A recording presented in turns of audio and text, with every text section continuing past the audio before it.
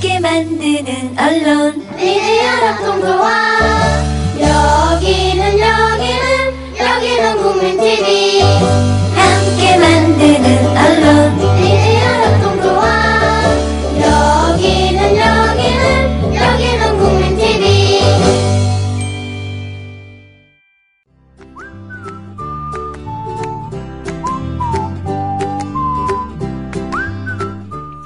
개인주의의 반대말이 무엇일까요? 전체주의가 정답일까요? 사전적으로는 맞습니다만 심정적으로는 연대가 개인주의의 반대라고 봅니다. 개인주의를 타인의 삶에 대한 관심, 애정이 부족한 상태라고 해석을 한다면 말입니다. 문제는 우리 모두가 누군가에게 타인이란 사실입니다. 내가 주변에 무관심하다는 것은 주변도 내가 무관심하다는 의미와 동일한 농도를 가집니다. 운동권의 구호로서 연대하자는 것보다는 심리적 연결고리로서 연대하자는 말씀을 드리겠습니다. 타인을 위한 노력이 결국은 나를 지탱하는 근육으로 남기 때문입니다. 이보다 멋진 부작용이 어디 있겠습니까? 오늘도 어제에 이어서 박현경 씨 모시고 마음의 힘을 이야기해 보겠습니다.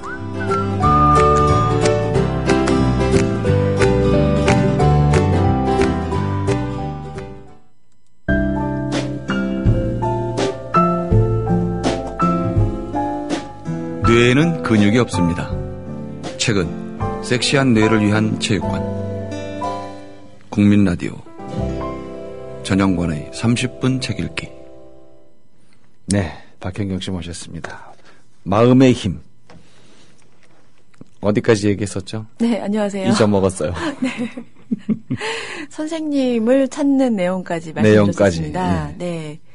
그 인생의 그러니까 청년에서 일단 성장에 있어서 어른으로 성장할 수 있는 어떤 비전수라고 해야 될지 이니시에이션 어떤 그 인생의 비밀을 알려주는 선생님이나 멘토가 있어야 되는데 지금 현재 살고 있는 우리 젊은이들이나 뭐 저도 마찬가지지만 스승이 사라진 시대에서 선생을 찾아야 된다는 내용이거든요. 지금 이제 이 책에서 마음의 힘에서 다루고 있는 두 소설 그 나스메 소세키의 마음과 그리고 토마스 만의 마해산은 100년 전 소설입니다. 딱 100년 전인데요. 그 1차 세계대전을 배경으로 하고 있거든요. 근데 그때의 이 두 청년들도 선생이 있었다는 거죠. 둘 다 유복한 집안에 또 뭐 서로는 몰랐지만 나중에 이 소설 속에서 나중에 만나긴 하지만요. 그때는 한 사람은 일본에서 한 사람은 독일에서 스위스에서 다보스에서 각자의 대학도 좋은 데 나왔고, 유복한 집안에 그냥 살면 평탄하게 갈 수 있는데 불구하고, 혼자 고민하고, 과연 이게 제대로 사는 것일까? 둘 다 이제 대학을 막 졸업한 친구들이 고민하면서 자충우돌하고 방황하는 과정 중에 생의 진실과 마음의 힘을 얻게 되는, 거기서 딱 얘기가 끝나거든요. 그래서 그 이후에 30-40년 뒤에 정말 마음의 힘을 얻은 평범한 인간이라고 되어 있는데 평범한 사람이 만나서 서로 얘기를 나누게 됩니다. 책 속에서요. 마음의 힘. 그냥 아쉽고 그렇긴 한데 막막해요, 솔직히. 저도. 네. 어떻게 해야 되는지도 모르겠고 이미 인생을 좀 많이 살았고 그래서 답답하기도 하고 젊은 친구들한테 내가 해줄 수 있는 말이 뭘까. 굉장히 절망을 느꼈던 게 전에 이제 봄에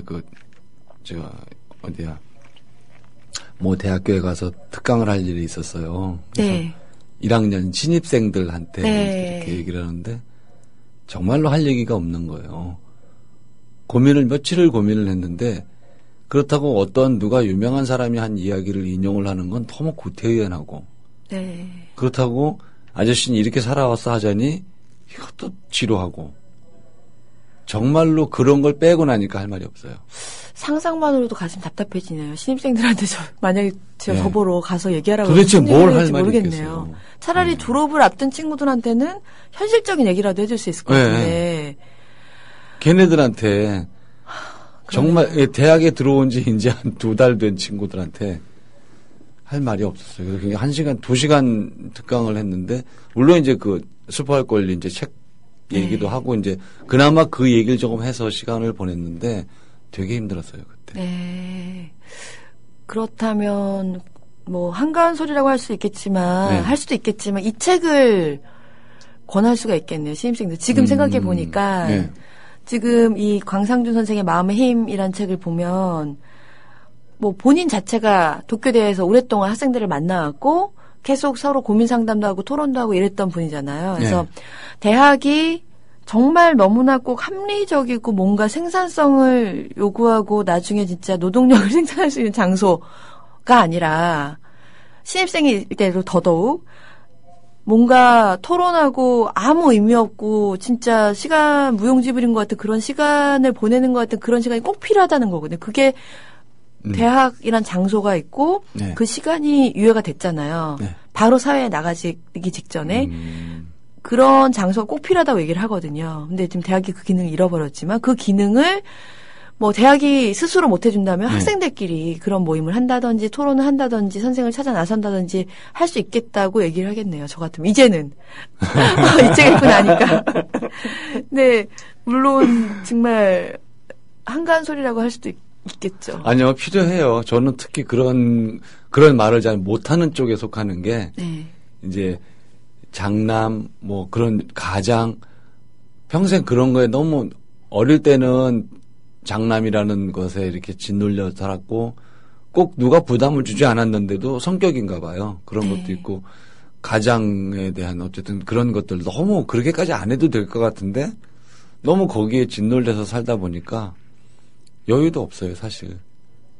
여유도. 그나마 저는 여유가 있다고 생각이 돼. 그래도 시를 쓰고 꾸준히 어쨌든 글을 써서 책도 내고 하고 그 생각을 많이 하잖아요, 그만큼. 네. 뭔가 하려고 굉장히 애를 쓰는데 제가 지금 하고 있는 것 외에 직장 생활만 하고 계신 분들은 저보다 더 답답할 수도 있어요. 그렇죠. 네, 할 말도 없고. 한 번은 딱 놓아봐야지, 아, 놓는 게 별게 아니구나라고 느낄 텐데, 잘리는 거 말고 스스로 놓는 경우도 해봐야 되는데. 저도 못 해봤어요. 아, 저는 해본 적이 있거든요. 그때 정말 그러니까 막 대학 졸업하고 진짜 대학 때 그냥 무의미한 생활도 해보기도 하고 지금 이제 이 강상준 선생이 말하는 것 같은 다버스적인 공간이었다고는 생각하지만 그럼에도 불구하고 바로 취업을 해서 누구나 원한다고 하는 그냥 아무 생각 없이 대기업에 취직을 한 거예요. 그냥 면접 막 봐갖고. 그리고 숨가쁘게 한 몇 년을 일하고 5, 6년 일하고 내가 뭐 하는 거지? 이러면서 나도 꿈이 있었는데 내가 이렇게 막 대학 졸업하자마자 취직해서 월급 받으려고 했었던 건 아니었던 것 같은데 내 인생에 이런 고민이 있었거든요. 그래서 그때 아무 생각 없이는 아니지만 고민 그때 사표를 던지고 여행도 갔다가 왔었어요. 잠깐 여행 갔다 와서 그래 내 꿈을 위해서 작가가 될까 뭐가 될까 이런 생각을 했었는데 그러고 나서 딱 사회를 바라봤더니 그 전에 회사 다닐 때 그 많은 지인과 이런 사람들이 하나도 없어지고 진짜 혼자 남은 거예요. 근데 그때 굉장히 공포감이 있었었죠. 다 자기 자리에서 이렇게 막 어디론가 발전해 가고 있고 저만치 가 있고 그런 느낌이었나요? 그 당시 한 몇 년간은 한 1, 2년간 엄청 후회했죠. 내가 왜 대기업을 뛰쳐나왔지? 그러고 아니면 내지는 그냥 계속 거기 회사 다니면서 만약 내가 작가가 될 거면, 집에 가서 글을 써도 됐을 텐데, 내가 왜 굳이 회사를 그만뒀을까, 온갖 고민을 했는데, 지금 이제, 시간이 한참 지나서 돌이켜보니까, 만약 제가 그때 사표를 던지고 나오지 않았더라면, 전 아직도 그냥 그 직장에 다니거나, 계속, 다른 꿈은 염두에 두지도 못하고, 각박하게 살았을 것 같고, 물론, 직장에선 승승장구했을 수도 있겠지만, 그게 인생의 전부는 아니잖아요. 그래서 그때 경험으로 언제든 저는 이제 회사가 힘들거나 아니면 뭔가 벽에 부딪혔을 때, 옛날에 그렇게 사표 던졌었는데, 지금은 왜 못 던져? 이런 생각을 하거든요. 그래서 과감히 던지고 여유롭게 여행도 다녀오고, 물론 마음은 조금 쫓기긴 하지만, 그렇게 할 수 있는 여유를 스스로 한번 가져봤던 적이 있었거든요. 한 번도 못 해본 게 저예요. 그렇게 이렇게 스스로 뭔가를 놔본 적도 없고 그런 생각 자체를 못 해본 것 같아요. 살면서 그런 거를 그냥 열심히 다니고 이 안에서 내가 뭘 어떻게 해봐야지 이거 외에는 바깥을 전혀 못 본 아주 전형적인 바보 같은 스타일일 수도 있어요. 제가. 그럼에도 불구하고 워낙 뭐 그 사회적인 뭐라 그래야 될까 교류하시는 네. 능력도 있으시지만 제가 보기에는 좀 치과해서 글도 쓰시고 일도 하시는 편 아니세요? 스스로 혼자 있는 시간이 많이 있으시잖아요. 네, 모임 같은 걸 잘 안 가요. 네, 그래서 아마 그래도 이렇게 유명한 작가가 되시지 않았을까, 신이 되시지 않았을까 생각이 드네요. 안 그러면 일단 술을 못 먹으니까요. 네. 이렇게 소식을 듣고 안 되면 축의금을 보내든 뭐 이런 거를 이제 어쨌든 내가 표시해야 될 거는 표시를 해요. 어떻게 해서든지. 네. 근데 그거 외에는 이렇게 모여서 술 먹는 거나 이런 거를 거의 이제 안 가기도 하고 못 가기도 하고 그러니까 안 되더라고요. 즉 회사 끝나고 가보면 너무 늦었고 이미 이 벌게져 있는데 네. 저는 술도 못 먹는데 처음부터 있으면 몰라도 참 애매해요 그게. 뭐 술자리도 그렇지만 뭐 그 회사를 다니시면서 예. 또 뭐 책을 펴내시고 이런 게 보통 일은 아니니까 보통 사람이 할 수 있는 일은 아니니까 힘들긴 해요. 예, 참 대단하다는 생각이 듭니다. 그나마 안 하시는 분들은 또 제가 겪고 있는 것보다 더 클 수도 있어요. 그런 고민들이. 아니면 그 전에 제가 그랬듯이 전혀 그런 걸 생각조차 안 하고 사시든가. 네. 그게 좋은 건 아닌 것 같은데. 예, 선택지가 없는 거죠. 오로지 예. 이제 결혼하면 우리 자식들, 뭐 네. 아니면 뭐 집, 아파트, 뭐 이런 거 생각하고 뭐 그냥 그러고 사는 거죠. 네. 그건 아닌데 정말. 그러니까 그렇게 우리도 살고 있고 그런 걸 보고 있는 대학생들이나 젊은 친구들, 이제 학생들 이런 친구들, 예, 자라난 예. 친구들한테 예.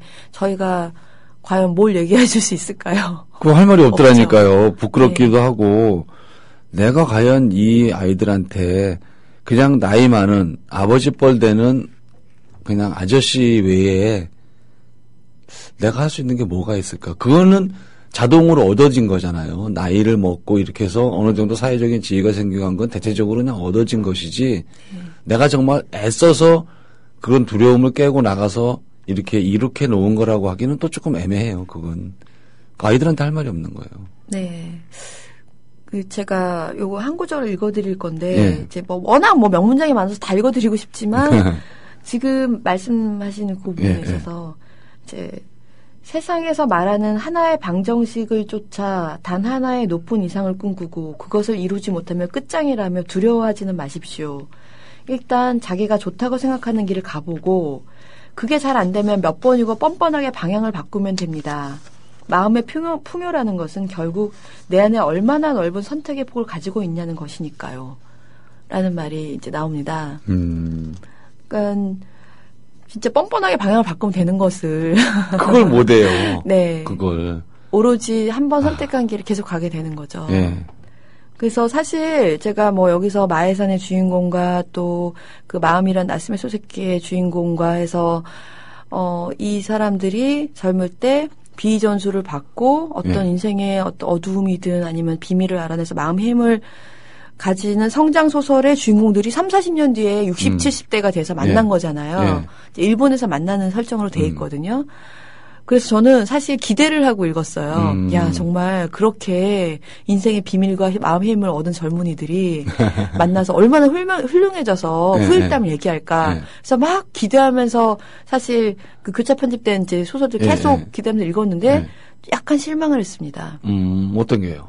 뭐 작가는 계속 이제 위대한 평범함이다라고 얘기했지만 네. 결국은 인생에서 약간 도망친 주인공들이더라고요. 어떤 특별한 가치관 아니면 한 곳에 고정된 가치관이 아니라 네. 이제 뭐 한스도 그렇고 한스도 그 요양원에서 7년 동안 있다가 네. 뭐 1차 세계대전에 참전하거든요. 거기서 포화 속에서 딱 저기 소설이 끝나거든요. 근데 그러고 나서 어떻게 성장했을까 궁금하잖아요. 근데 그렇죠. 근데 뭐 약간 뭐 한스도 그렇고 여기 그 마음의 주인공도 그렇고 적극적으로 어떤 가치관을 갖고 뭐 네. 어디 편향돼서 정치적으로 행동하다거나 어떤 직업을 명확히 가진 게 아니라 약간 주변 머리에서 한 사람은 통역자 번역자처럼 살고 네. 한 사람은 그냥 사업을 하긴 하는데 네. 약간 유유자적한 그냥 도망치는 인생에서 내지는 삶에서 아니면 이런 정치적인 상황에서 네. 도망쳐서 여기 이렇게 머물고 어떤 호텔에서 만나게 되거든요. 그래서 이 사람들 뭐지? 왜 강상준 선생님은 네. 이 두 사람이 이렇게 그려놨을까? 약간 자문자답하면서 읽게 됐었거든요. 그럼 적극적인 이렇게 거리두기하고는 조금 다른 건가요? 네, 그러니까 뭐라고 강상준 선생님이 얘기하냐면 꼭 한 가지 길만 획일적으로 저 성공 아니면 위대함 이런 게 아니라 정말 평범함이라는 거는 폭풍 속에서도 그냥 계속 견딜 수 있는 갈대 같은 뭔가 살아남을 수 있는 뭐 정말 굳건한 나무였는데 뚝 하고 부러지고 자살하고 내지는 죽고 좌절하고 이런 게 아니라 그냥 이렇게 끝까지 오래오래 이렇게 시대를 비판하면서도 내지는 거기에 매몰되지 않고 또 내지는 편승하지 않고 이렇게 살아갈 수 있는 힘이 마음의 힘이라는 거더라고요.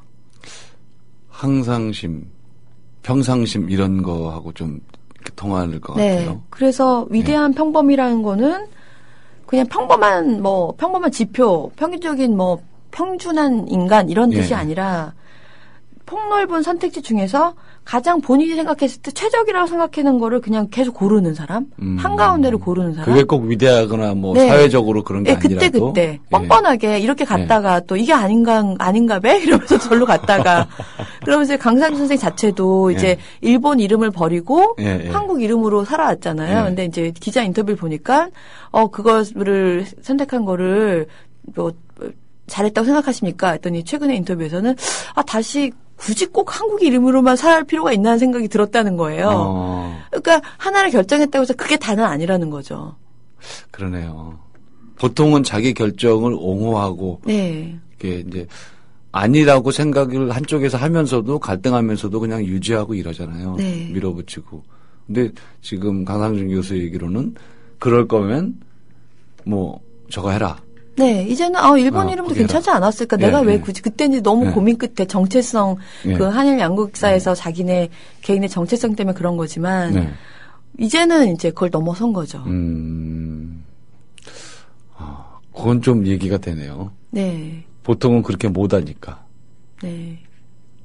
연구를 해봐야 되겠네요. 연구라기보다는 연습해야 되겠네요. 어떻게 하겠습니까? 뭔가 꼭 젊은이들만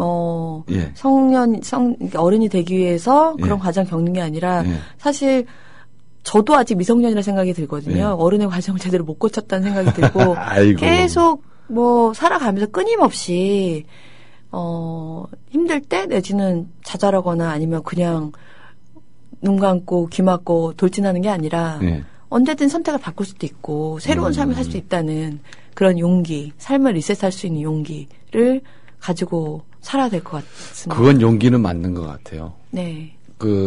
자살하는 게 용기가 아니라 그랬을 때 이렇게 또 탁 놓고 물론 이제 어떻게 우리가 이렇게 인생이나 마음이 TV 채널도 아닌데 탁탁 돌아가진 않잖아요. 시간이 필요하고 머뭇거리고 이제 그만한 이제 통증이 있지만 정말 용기가 있는 사람은 그렇게 할 수 있는 것 같아요. 보통 자살하면 비관 자살 이러잖아요. 대체 뭘 그렇게 비관했을까 하면 비관 자살. 선택지가 없이 그냥 세상이 원하는 거 정규직 내지는 기본적으로 생활비 이런 게 없고 근데 그냥 이 사회에서 계속 그 자리에서만 보려고 하니까 비관하게 되는 거겠죠. 그건 좀 이렇게 경제적인 것도 많이 좌우를 할 것 같아요. 사회적 안전망이 어느 정도는 있어서 정말 이게 아니야 그러면 이렇게 멍하고 몇 달이고 있을 수도 좀 있고 또 다른 선택을 해도 최악의 상황으로까지 몰리진 않고 이래야 되는데 우리는 완전히 백수가 돼서 경제권이 완전히 없어진다든가 그러면 사실 여유 있을 수가 없잖아요.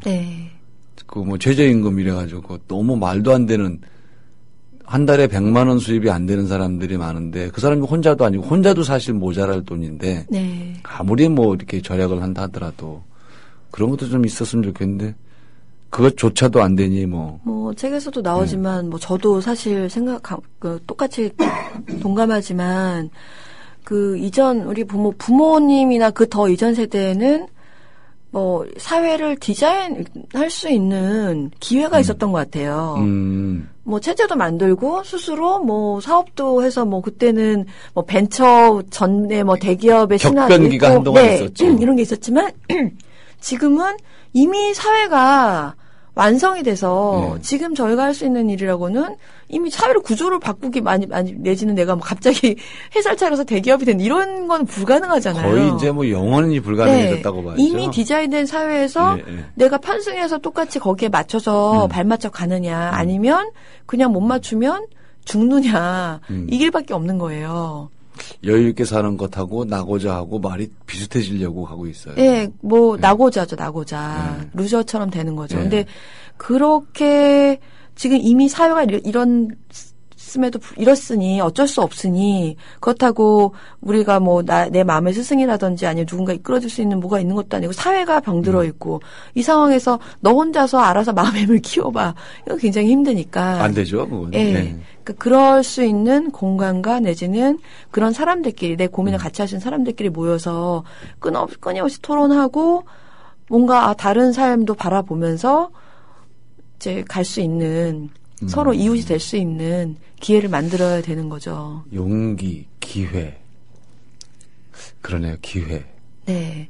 그래서 저는 뭐 책에는 그렇게 안 나오지만 이제 협동조합이나 여러 가지 뭐 NGO나 여러 단체나 그런 것들이 있잖아요. 많이 있어요. 그런 게 사실 사회적인 실익이나 생산성과 관계가 없이 뭔가 자기 고민하는 거를 같이 공유하는 사람들끼리 그렇죠. 공동체잖아요. 그런 게 굉장히 자기 삶을 풍요롭게 만드는 과정이라고 생각이 들고요. 그래서 저도 이제 출판 쪽에 온 지가 이제 꽤 어느 정도 됐네요. 이제 전혀 관계없는 곳에 있다가 근데 출판 쪽에 협동조합을 만들고 싶다 이런 생각이 들더라고요. 그러니까 고민하는 모임 있잖아요. 그냥 돈을 벌고 출판으로 해서 뭐 이제 상업적으로 그런 게 아니라 책을 펴내고 이런 것도 있겠지만 정말 출판이나 어떤 이런 시장에 대해서 출판 환경에 대해서 또는 책에 대해서 고민하는 사람들끼리의 고민하는 모임을 만들고 싶다는 생각이 요즘 들고 있습니다. 그것도 좋은 방법이에요. 그런 거는 없었잖아요. 그런 형태는. 일반적인 인문학이나 아니면 취미 어떤 사회적인 문제나 NGO 성격의 그런 것들의 협동조합들은 그래도 좀 있는데. 네, 출판 쪽에도 협동조합이 있긴 한데 그것도 상업적이긴 하죠. 조금 다른. 그 협동조합은 좀 다른 의미잖아요. 네. 뭔가 저같이 고민하는 사람들이 분명히 이 출판계 허리 같은 분들이 있거든요. 근데 각자 혼자 고민하고 있지 각자의 분야에서 모여서 얘기해 본 적은 없는데 한번 모이면 뭔가 큰 좋은 그림들이 사회를 위해서 또는 책을 이렇게 역사상 가장 안 읽고 그런다는 통계가 나와 있는데요. 뭔가 뭐 책을 사라 이런 게 아니라 이 출판을 위해서 아니면 책을 위해서 한국의 독서 문화를 위해서 뭔가 서로 머리를 맞대고 얘기할 게 있지 않을까라는 생각이 들더라고요. 네, 고민을 하면은 그것도 방법이 나올 것 같아요. 당장 어떤 가시적인 성과가 나오진 않더라도 일단 문제의식을 갖고 애정을 가진 사람들이 모였다는 것만으로도 좋잖아요. 네. 분명히 잘 될 겁니다. 아직 모이진 않았고 혼자만의 생각인데요. 이제 하게 되면 한번 저도 거기 가서 이렇게 어떻게 진짜요? 네, 감사합니다. 충분히 그래 드릴 수 있습니다. 뭐 힘이 된다면야 뭔 못하겠습니까?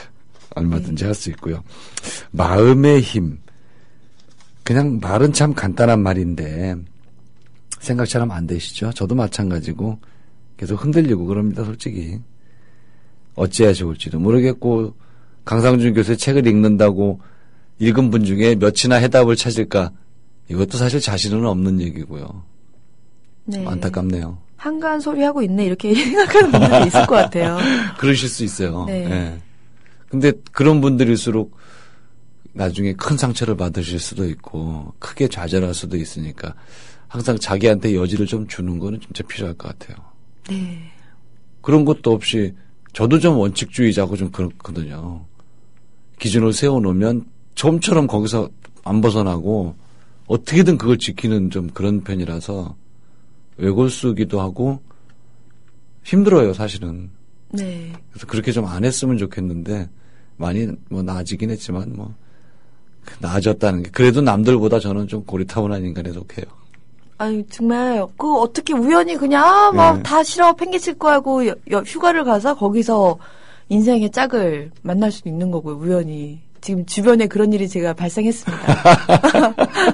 놀러 가서 낭만적이다. 예, 독일에 가서 클럽에서 네. 남자를 얻어오셔서 꼭 결혼한다고 합니다. 그럴 수도 있는 거니까요. 한번 해봐야 되겠습니다. 뭐 그렇다고 제가 클럽에 가서 누굴 만난다는 건 아닙니다. 네. 이해하세요, 여보? 네. 그런 거 아니에요. 농담했습니다. 자, 오늘 박현경 씨하고 마음의 힘 강상중 저 얘기를 한번 나눠봤습니다. 다음에 다시 좋은 책으로 한번 뵙겠습니다. 오늘 말씀 고맙습니다. 감사합니다. 네. 네. 이 좌절이나 실패는 항상 우리를 따라다닙니다. 동반자라고 해도 됩니다. 우리는 죽음에 임박해서야 비로소 담담해집니다. 이젠 다시 해볼 것도 없이 끝이라는 그런 인정이겠죠. 만약에 시간이 남았다면 우리는 다시 절망과 도전 의지를 함께 느낄 겁니다.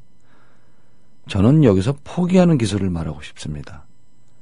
쓰라림만으로 돌아서는 게 아니라 이건 처음부터 아니었는데 착각했을 뿐이라는 이런 확신 비슷한 감정까지 자신에게 만들어주는 겁니다. 무책임한 합리화하고는 다른 개념이죠. 현명함과 냉정함이 전제되어야 합니다. 상황을 객관적으로 인식하고 자신 또한 타인의 관점에서 가감없이 바라봐야 비로소 얻어지는 경지입니다. 어렵습니다. 저도 말로만 이러는지 모릅니다만 이래야 한다고 생각하는 것과 이런 생각이 없는 것은 분명히 다른 결과를 가져올 겁니다. 난관에 직면했을 때 생각보다 날 도와줄 사람이 없습니다. 이게 이제 파편화 현상의 단면입니다. 개개인이 자신한테 몰두하기도 버거운 사회라서 그럴 겁니다. 오프닝에서 연대하자는 말씀을 드렸는데 연결이라고 바꿔는 무방합니다. 서로가 서로에게 연결되어 있지만 지금까지 우리가 느낀 연결고리는 이익과 편의성을 위한 것들이 대부분입니다. 심리적 연결, 심정적 연대가 절실합니다. 떠도는 섬처럼 외로운 우리들이 서로를 보듬을 수 있다면 지금보다는 번민이 줄어들지 않겠습니까? 바다에 가서 섬을 보면 막막하죠. 외롭다는 느낌이 듭니다만 섬들도 물 아래로는 서로를 꼭 붙들고 있습니다. 그러니까 태풍이 와도 떠밀려가지 않는 거겠죠. 서로를 섬이라고 생각한다면 외롭다는 말보다는 우리가 서로 연결되어 있겠구나 하는 느낌을 찾아내는 게 좋겠습니다. 내게 위안이 되고 상대에게도 힘이 되는 연대 말입니다. 세상에 나온 이상 목숨이 다하는 순간까지 우리와 함께하는 좌절, 실패로부터 자유로워질 수 없다면 그것들로부터 발생하는 통증이라도 줄이자는 말씀으로 오늘 순서 마치겠습니다. 치료제가 없다면 진통제라도 찾아내려는 방송 전용관의 30분 책 읽기였습니다.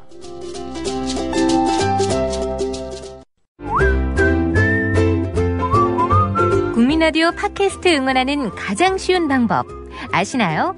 다운로드하기, 별점 주기, 댓글 달기, 구독하기. 국민라디오 팟캐스트 널리 알리는 가장 쉬운 방법. 다운로드하기, 별점 주기, 댓글 달기, 구독하기. 기억하세요. 다운로드하기, 별점 주기, 댓글 달기, 구독하기.